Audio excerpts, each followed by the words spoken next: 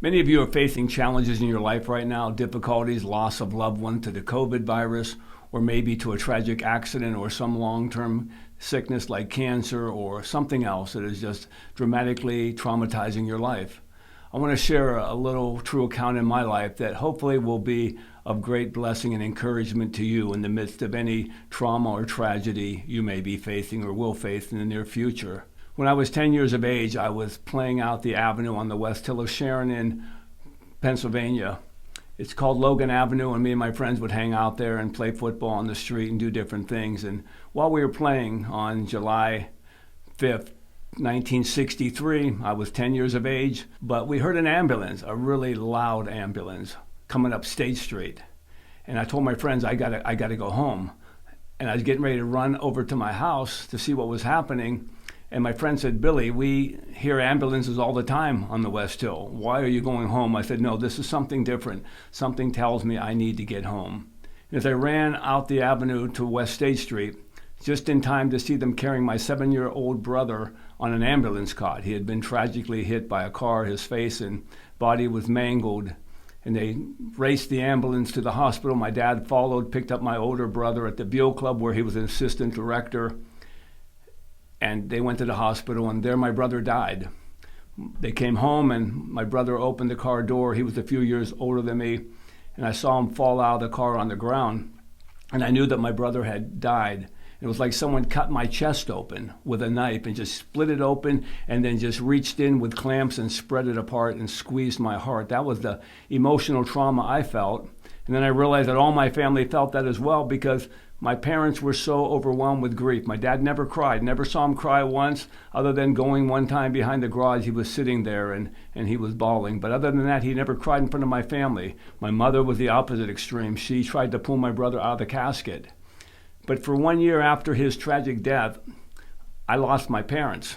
They were not there. Physically, yes. Emotionally, they were not there. There was no birthdays, no Christmas, no Easter. It was like nothing existed. It was like a tomb in our home. My older brothers, as well as my older sister, were likewise traumatized as I was. So I'm thinking, how could a loving God allow something like this to happen? There can't be a God. Maybe I should just go out and live my life any way I want. Who cares? But then I also wanted to know, was my brother just put into the grave? Will he just rot and deteriorate and turn to dust? Or is there life after death? Is there a God? And so I turned into a tremendous rebellious attitude, vandalism, fighting, robbing, stealing, living a life of hostility towards this God that so traumatized myself and my family. But about the age of 18, I was challenged by my girlfriend, who's now my wife, that Jesus Christ changed her life and he could change mine as well. But I didn't want to hear it, so I began hitchhiking across the country, but all the time searching to see if there was a God, because in the back of my mind, I always hoped I could see my brother again. And after a long hitchhiking trip and everything you can imagine, trying every adventure, I ended up giving my life to Christ on May 23rd of 1971. Began to grow in my faith, and as a result of my salvation and my wife's salvation, my parents, all of my brothers, my sister, my children later on, my grandchildren, my cousins, many other family members, friends, acquaintances gave their lives to Jesus Christ, all because of what happened in my life.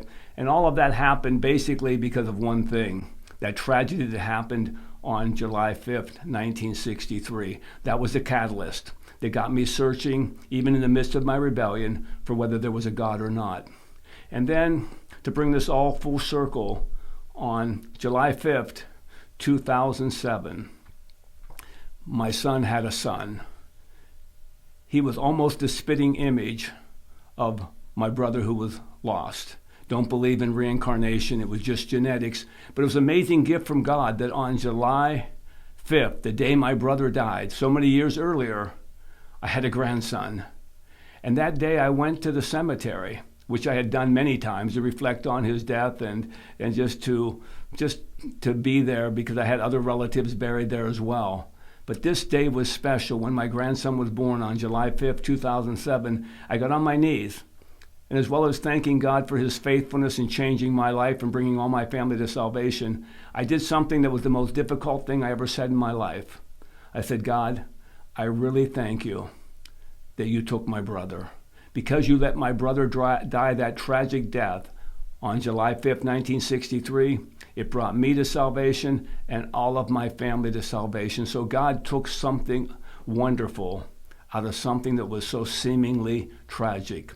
So I encourage you, no matter what you face, no matter what the loss is, the crisis, the tragedy, trust in this God of the Bible. Jesus Christ is real. He changed my life. He gave me hope. And I know one day that I will see my brother again and my other loved ones. So convinced of that I gave up everything I had in the world before. Lifting weights instructor, martial arts instructor, I gave all that up to follow the call of Jesus Christ. He's real. He can change your life, and he can give you hope, peace, and comfort right now in the midst of your difficult situation or your tragedy. Blessings.